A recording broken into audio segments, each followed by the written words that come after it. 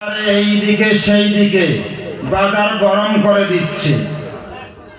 দয়া মেহেরবান করে বলছি, কোরআনের মাহফিলে চলে আসি। অনেক ভাই দাঁড়িয়ে আছে, ও আমার ভাইরা, দয়া মেহেরবান করে বলছি একটু বসে পড়ি। আমার বাজানেরা একটু বসে পড়ি। আমার ভাইয়েরা, বন্ধুগণ, এটা হলো জান্নাতের মজলিস। আমার নবী, বিশ্ব নবী মুহাম্মদুর রাসূলুল্লাহ সাল্লাল্লাহু আলাইহি ওয়াসাল্লাম বলছেন, ও মদিনার মুহাজির এবং আনসার, আমি আব্দুল্লাহর বেটা মুহাম্মদ, এই পৃথিবীর সত্য সাংবাদিক, নারী আন্দোলনের অগ্রদূত, কালো মানুষের মুক্ত সুর, আমি আব্দুল্লাহর বেটা মুহাম্মদ, আমি কি তোমাকে একটা খুশির সংবাদ দেব না? সাহাবায়ে কেরাম রাদিয়াল্লাহু তাআলা আনহুগণ বলেন, ইয়া রাসূলুল্লাহ, ইয়া হাবিবাল্লাহ, নবী গো, সেই খুশির সংবাদটা কি?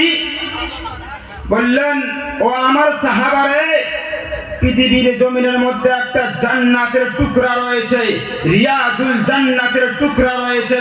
সাহাবারা উত্তরে বললেন, ইয়া রাসূলুল্লাহ, ইয়া হাবিবাল্লাহ, নবী গো, ওই পৃথিবীর জান্নাতের টুকরাটা, সন্তানটা কোথায়, স্থানটা কোথায়?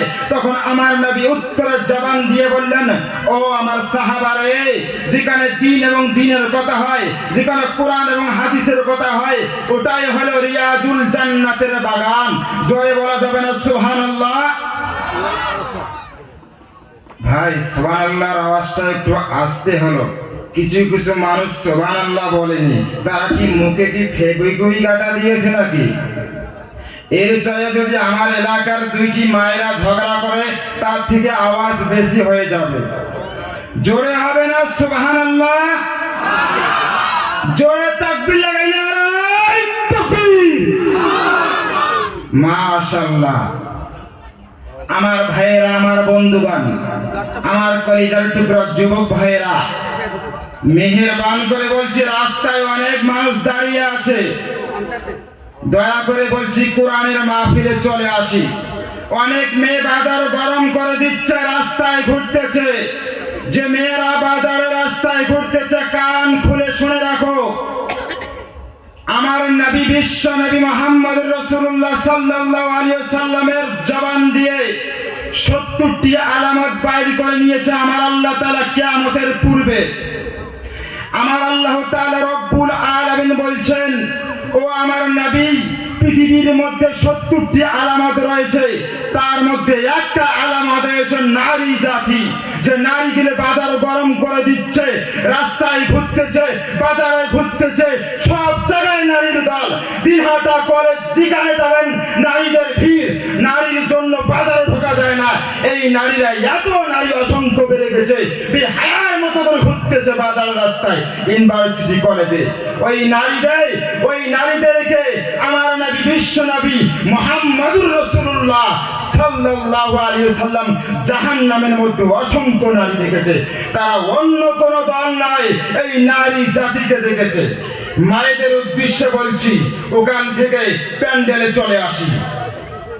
আমার সামনে বসে থাকা দিনদার, পরেশগার, মুত্তাকিন, জ্ঞানী, গুণী, বুদ্ধিজীবী, পিসাক্কার, পেয়ারা হাবিবের পেয়ারা উম্মত সাল্লাল্লাহু আলাইহি ওয়াসাল্লাম, আমাদের পদ্মার অন্তরের লজ্জাপতি, শীতলপতি, অজ্ঞপতি, সবুরকারণী, ধৈর্য ধারণী, স্বামী দরদি, দিনদার, পরেশগার, সোনামণি, মা ও বোনেরা, আমাদের স্টেটে বসে থাকা জ্ঞানী, গুণী, বুদ্ধিজীবী, আমাদের সামনে বসে থাকা, আসসালামু আলাইকুম ওয়া রাহমাতুল্লাহি ওয়া বারাকাতুহু।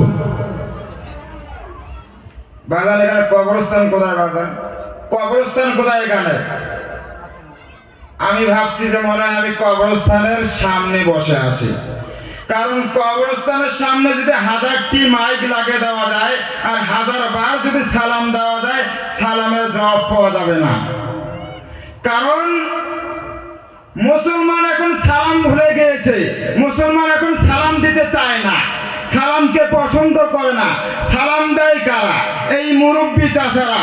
সালাম দেয় কারা? মাদ্রাসার হুজুররা। সালাম দেয় কারা? মাদ্রাসার বাচ্চারা। এখন আর মুসলমান সালাম পছন্দ করে না। সকালবেলা গুড মর্নিং স্যার, বিকালবেলা গুড ইভিনিং, সন্ধ্যাবেলা গুড নাইট বলে চালিয়ে দিচ্ছে। এই তো মুসলমানদের পরিস্থিতি।